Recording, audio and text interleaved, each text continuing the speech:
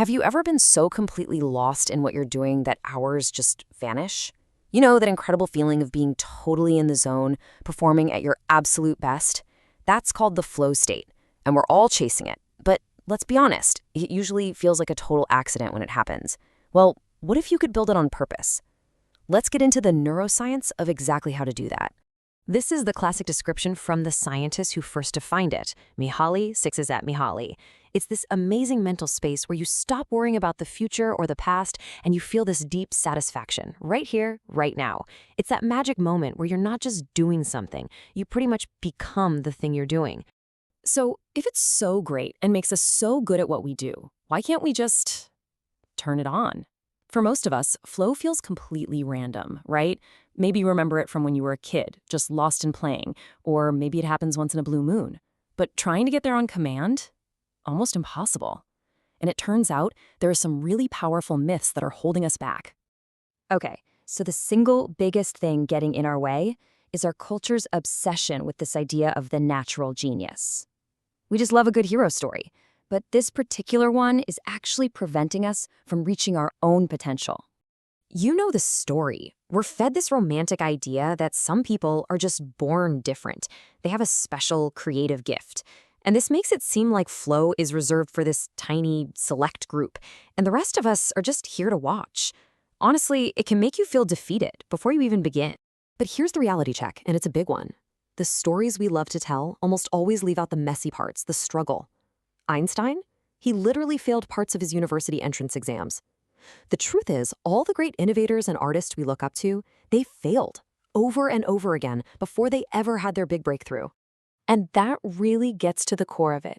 That flash of brilliance, that seemingly effortless performance, it doesn't just appear out of thin air. It's built. It's not born. So the most important thing to get is that flow isn't some gift. It's the direct result of putting in the work. Now, the other big trap is getting advice from experts who are so good at their craft, they've forgotten how they learned it. They'll tell you things like, oh, you just have to feel it. And they mean well, but for them, the whole process is now automatic. That advice is totally useless if you haven't put in the hours to build the very pathways that allow you to feel it in the first place. So, if it's not magic, what is it? Okay, this is where the neuroscience gets really, really cool.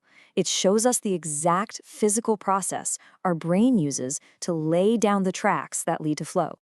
The key concept here is neuroplasticity. Basically, your brain isn't set in stone. It's more like clay, and it's constantly being reshaped by what you do. Every single time you practice a skill, you are physically creating and strengthening connections between your neurons. You are literally rewiring your brain for that specific task. So how does this rewiring actually happen? Well, first, when you learn anything new, it's clumsy and hard. That's your prefrontal cortex, the part of your brain right behind your forehead, working overtime, consciously thinking through all the rules. It burns a ton of energy. But as you deliberately practice over and over, the brain starts to automate the skill. It gets moved from that clunky, conscious system to the deep, fast, automatic parts of your brain. It becomes an implicit memory, something you just do. Now, check this out, because a brilliant experiment with jazz musicians shows this perfectly. Researchers stimulated that rule-based prefrontal cortex. Now, for the novices who were still actively thinking about the notes and scales, that little jolt of energy actually helped them play better. But for the experts, get this, it made them play worse. So why in the world would that happen? Well, because the experts weren't thinking their way through the music anymore.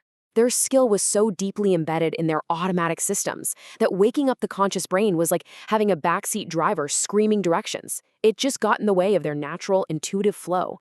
The best analogy is learning a new language. You know how at first you're constantly struggling with grammar rules and vocabulary lists? It's all conscious, painful effort. But if you stick with it long enough, one day you find yourself just talking. You're expressing ideas without thinking about the rules at all. That skill has moved from your head to your gut, and that is exactly the road to flow. Okay, so understanding the science is one thing, but the real question is, how do we actually use this? How can we start consciously building these pathways to flow in our own lives?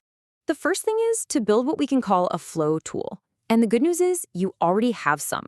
Reading and writing. You don't have to consciously think about how to form the letter A or what a word means anymore.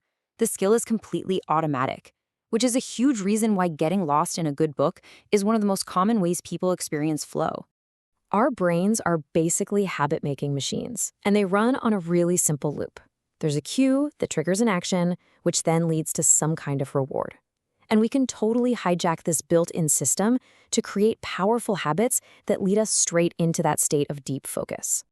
The way we do this is by creating what are called pathway prompts. These are just sensory cues, sights, sounds, smells that you deliberately link to your focused work.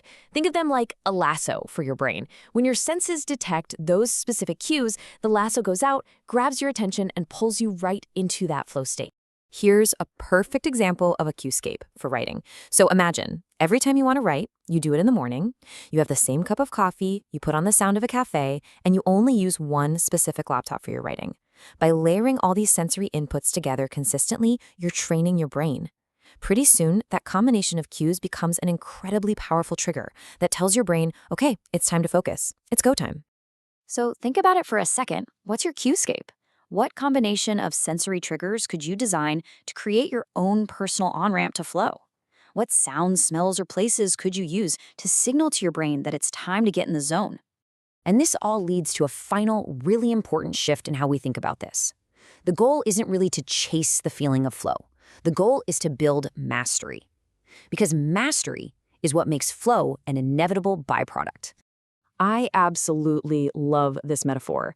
The idea that repetitive practice, like playing scales on a piano or knitting, is like a washing machine for your mind.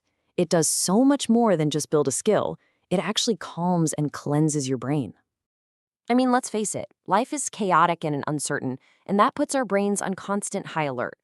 But when you sit down to do a practice you've mastered, you create this little bubble of perfect predictability. For that moment, your brain gets a break. It knows exactly what's coming next. It's a refuge, a space of calm and control that lets your entire nervous system recharge. So maybe the most crucial point is this. Stop thinking about skills as things you have to finish. You're never done learning an instrument or writing or coding. And that's actually the whole point. Playing the infinite game of just getting a tiny bit better every day, that is the real reward. The process itself is where the joy is. So flow is not an accident. It's a consequence. It's the reward you get for building mastery. The path is there for anyone who's willing to put in the work, to build the pathways, and to fall in love with the journey. The potential for you to improve is literally endless. So the only question left is, what will you master next?